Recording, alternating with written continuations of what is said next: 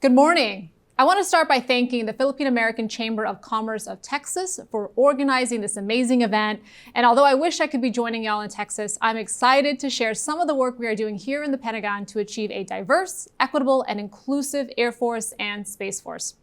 I am proud to count myself among the 13% of all U.S. military veterans that are foreign-born or first-generation Americans. And like so many, my journey began with the strength and courage of a woman. In my case, it was my mother, Victorina Medinilla Ortiz. My mother came to this country from the Philippines over 40 years ago, chasing the American dream. She graduated from the University of the Philippines, Diliman, and when the opportunity to come to the United States presented itself, she jumped at it. Because she, like so many, knew that if she was willing to work hard, the sky's the limit in the United States of America. She reminded me and my sister every day that we were lucky, not smart, we were lucky to have been born here.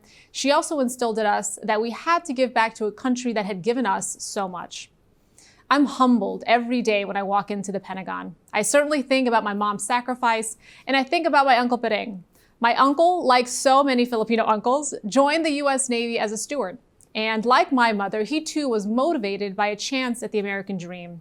My uncle's initial career opportunities were limited, not by his intellect or his work ethic or his character, but rather by his birth country.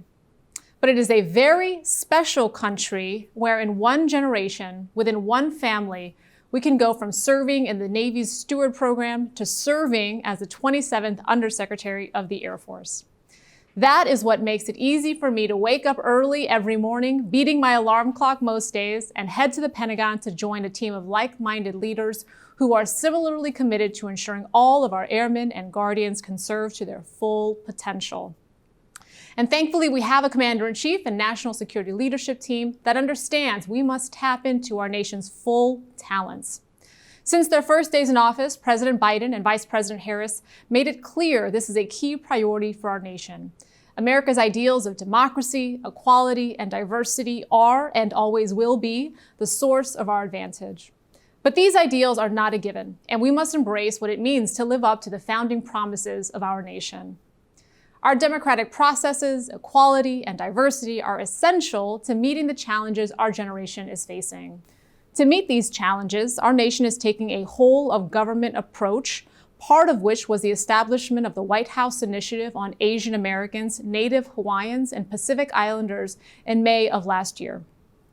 This initiative is actively working to identify and eliminate barriers and burdens within the federal government that disadvantage AA and NHPI communities, and to help coordinate a comprehensive federal response to the rise in acts of anti-Asian bias and violence, particularly where acts of hate and bias intersect with gender.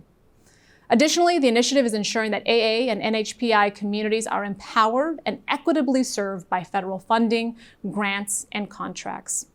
Along with inspiring the next generation of Americans to serve, our great country is looking at ways to foster the recruitment, career, leadership development, retention, advancement, and participation of AA and NHPI public servants at all levels of the federal workforce.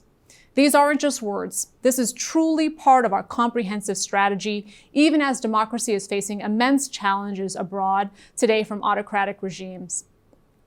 Within the Department of Defense and the Department of the Air Force, taking care of our people is and has long been a top priority. It is how we get the mission done.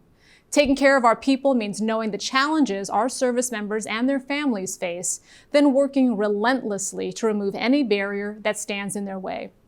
As I found in my first few days as the Undersecretary, much of this begins with understanding where we're starting from. As I arrived, the Department of the Air Force was in the final stages of completing a review of disparities based on race, ethnicity, and gender. This review looked at over 100,000 responses from our nearly 700,000 member force. It included 17,000 pages of written feedback, and despite all of this, our analysis was still not providing a complete picture. I requested that the department take one more look at the data we had. I simply asked that we look at the intersection of race, gender, and ethnicity. Maybe surprising to some, but no shock to me, we found that we were not doing as well as we originally presumed, which was not so great to begin with. We found that women of color had far less trust in their leaders to resolve issues of sexual harassment or sexual assault. that the overall status of women in the Air and Space Force seemed to be improving somewhat on our initial review of the data, but the progress of white women was masking the lack of progress for our female airmen and guardians of color. This was true for promotion rates, professional education opportunities, and the chance to command at higher levels. Kind of sounds familiar, right? When Asian American women in the private sector only make 85 cents on the dollar compared to their white male counterparts, why would we be surprised with a different result anywhere else? One evening, several weeks ago, I was reviewing applications for an officer commission program, and one of the applications noted the need for a waiver because the airman was pregnant. It made me ask, why would someone need to submit a waiver just to apply to be an officer? What's the operational need? It didn't make sense to me, and my real concern is that someone potentially didn't apply because they were deterred by the need to submit a waiver. So I directed my team to review all of our gender-specific policies. How many do we have? 80? 800? Which ones do we actually need? As part of the review, we'll determine if we need to keep, modify, or do away with the policy. We need policies that allow us to tap into the full talent in our force, and this review will help us do that. The Department of the Air Force also stood up an Office of Diversity and Inclusion to attract, recruit, develop, and retain a diverse force and ensure we build a culture of inclusion. This is a step in the right direction, but we've got to do even more. We've also asked for help from our members directly, and we are leveraging the lived experiences of our airmen and guardians. This is an idea we've taken as a best practice from the private sector to help us cut through the bureaucracy in the military. These barrier analysis working groups are championed by a senior ranking officer, usually a 2- or 3-star general, or an equivalent senior civilian, to inform the senior leadership team on issues straight from the rank and file, without filter or unnecessary delays.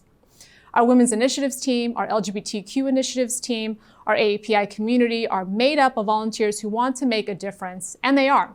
From allowing more natural hairstyles while in uniform, to changing our policy on allowing the use of pronouns in email signatures, these changes are making a difference, often with zero cost to implement, and will help us recruit and retain the talented team we need. Because we recognize that everything we do, everything we say, is an expression of the value that we place or do not place on somebody's service. When we think about the moment in time that we're in right now, with all of the events unfolding around the globe, we don't have time or talent to lose. Fundamentally, we are talking about leadership. When we talk about ensuring people can serve to their full potential, we've got to understand that there are some unique challenges that folks have that are seemingly out of their control. But we, as leaders, must create an environment that takes down these barriers. This year, our Air Force is celebrating its 75th anniversary. We've come a long way, and we've got a long way to go. Last November, I had my team organize the very first Department of the Air Force Veterans Day ceremony celebrating our women veterans. Due to COVID and the restrictions in place at the Pentagon, we had to keep it pretty small, but we honored 4 women who each knocked down barriers and made history with their service spanning from the 1960s and the Vietnam War to the conflicts in Iraq and Afghanistan. One of the women we celebrated was Lourdes Tiglao. Lourdes came to the U.S. with her family from the Philippines and arrived in Indiana.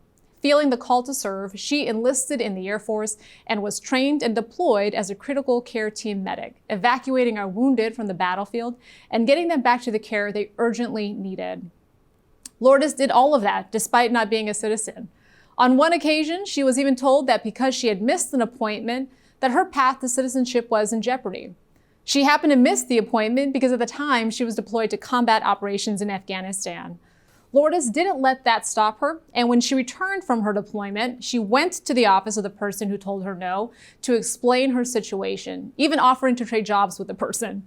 Well, Lourdes is a proud Filipina, a proud U.S. citizen, and a proud Air Force veteran. She continues to serve and give back to our nation.